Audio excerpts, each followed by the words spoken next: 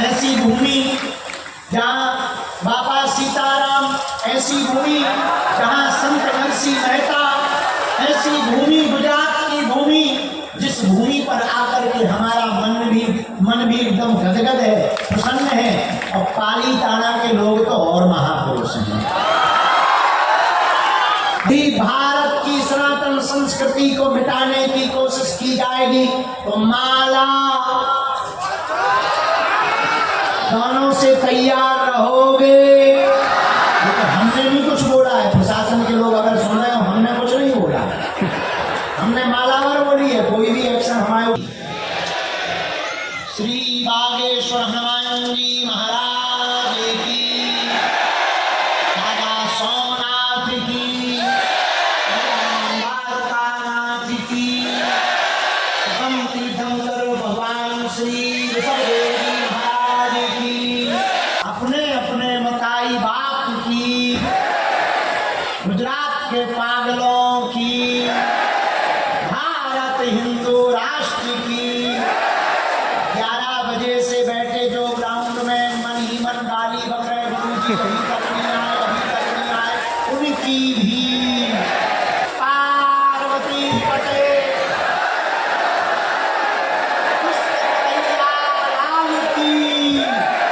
कृष्ण कन्हैया लाल की।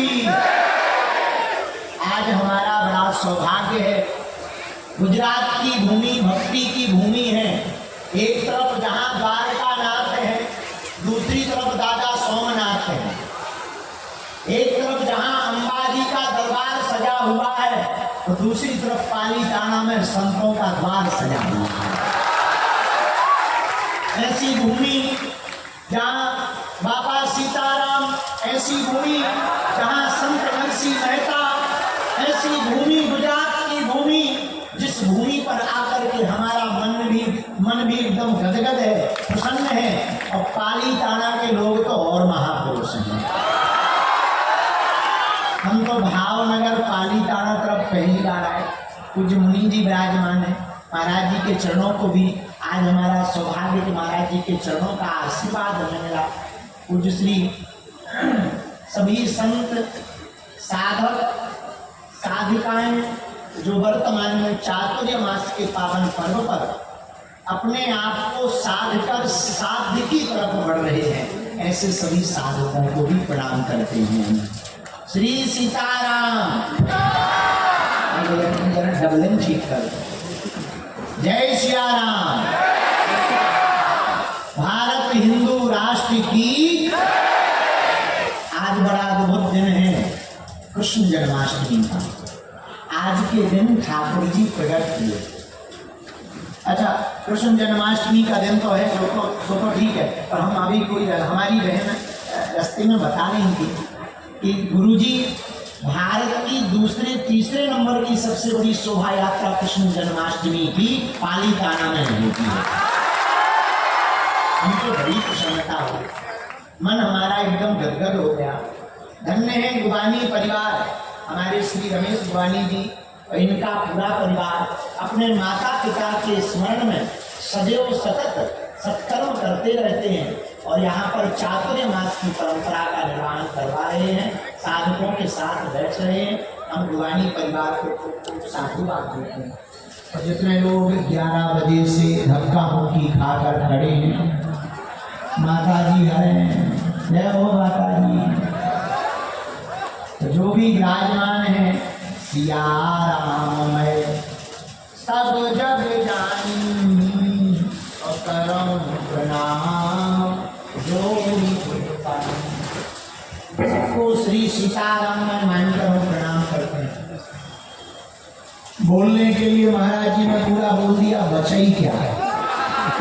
कृष्ण जन्माष्टमी की महाराज जी ने पहले बाउंड्री के बाहर गेंद फेंक दी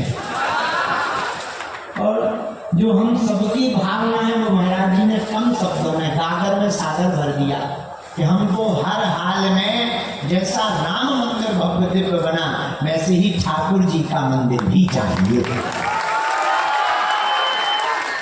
और गुजरात तो इन सब में सबसे आगे है हर प्रकार से। अभी जो भी घटित हो रहा भारत में गुजरात की ही देन है। जो भी हो रहा उसमें गुजरात की तो भूमिका है ही है। और यहाँ तो छोड़ो, बाहर विदेशों में भी जलवा गुजरात के ही। हम तो जहाँ भी आते हैं विदेश में कुछ मिले या ना मिले, पर वहाँ का भाई फाफड़ा, थेपला, गरबा हम समझ जाते। और आजकल तो हमारी भी गुजराती इम्प्रूव होने लगी। हम पूछ रहे हमें केम छो, શું નામ છે તમારું? सामने वाला હું गुजराती છે। आप तो मध्य प्रदेश के, अरे हम तो इन्हीं के बीच में बढ़ रहे हैं। तो हमारा सौभाग्य है कि गुजरात हमको बार बार आने का अवसर मिलता रहता और हमें बार बार इस भूमि को नमन करने का अवसर मिलता है। आप लोग भाग्यशाली हो, हम बढ़ते हुए भारत में जी रहे हैं। बढ़ते हुए भारत का मतलब हमारा भारत बहुत आगे बढ़ रहा है, ग्लोबली रूप से, अंतर्राष्ट्रीय रूप से और भारत की आर्थिक स्थिति के अनुसार भी। पर बुरा मत मानिए, हम बढ़ते हुए भारत में अपने आप को असुरक्षित कर रहे हैं। वो कोलकाता की घटना बार बार रूह को कपा देती है। अभी हमने बीच में बोला, अच्छा कुछ लोग हमारी बातों का अर्थ अनर्थ कर देते हैं। कुछ लोगों को लगता है कि बाबा उल्टा बोलते हैं। सच ये है कि ना हम सीधा बोलते हैं ना उल्टा, हम जो है वो बोलते हैं। कुछ लोगों को लगता है कि उल्टा बोलते हैं, ना हम उल्टा बोलते ना हम सीधा बोलते हैं, जो है वो बोलते हैं। हमने कहा भाई भारत है, भारत को भारत रहने दीजिए, बांग्लादेश मत बनाइए, वरना छत से जुदा घर हो जाएगा।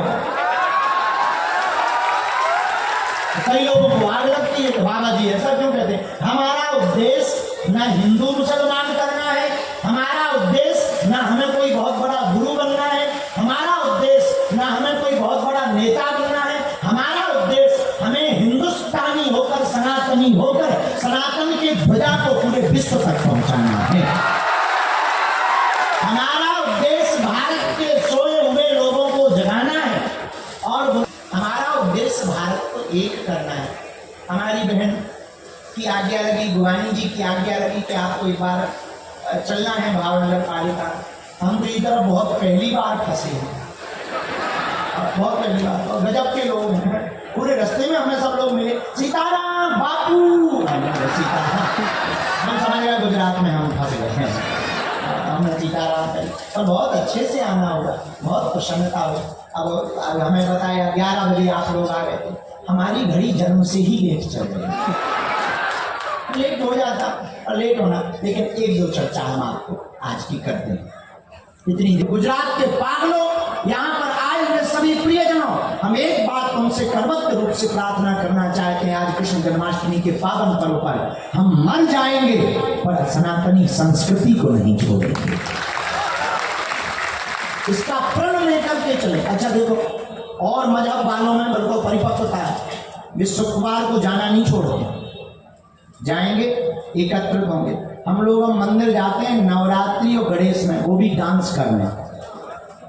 और लोग कहते हैं कि बताओ महाराज, सनातन और हिंदू खतरे में क्यों? सनातन खतरे में ना हो तो कौन हो? हम लोग ही बट रहे। अब अच्छा, हम लोगों के आपस में जातिवाद का बंटवारा तो हो ही है, भगवानों का बंटवारा हो गया। अब ये पंडित जी के परशुराम जी हैं, ये क्षत्रियों के भगवान हैं, ये कर्माबाई इनकी हैं, ये निषाद राज इनके हैं, सबके अलग अलग भगवान हैं।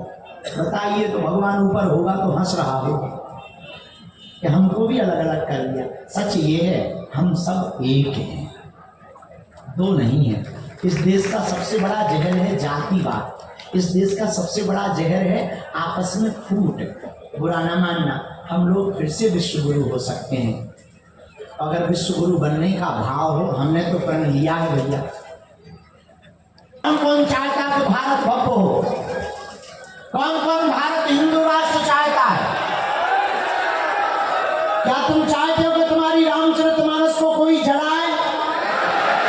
क्या तुम चाहते हो कि जो कोलकाता में उस डॉक्टर बेटी मेरी बहन के साथ में अत्याचार हुआ ऐसा किसी और के साथ हो? क्या तुम चाहते हो कि जैसे कश्मीर से सब कश्मीरी पंडित भगाए गए तुम्हें भागना पड़े?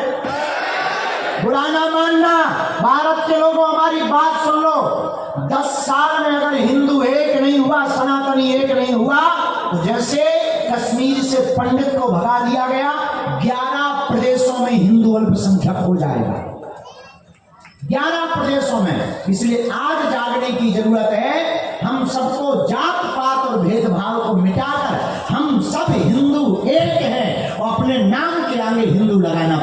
कर देना चाहिए।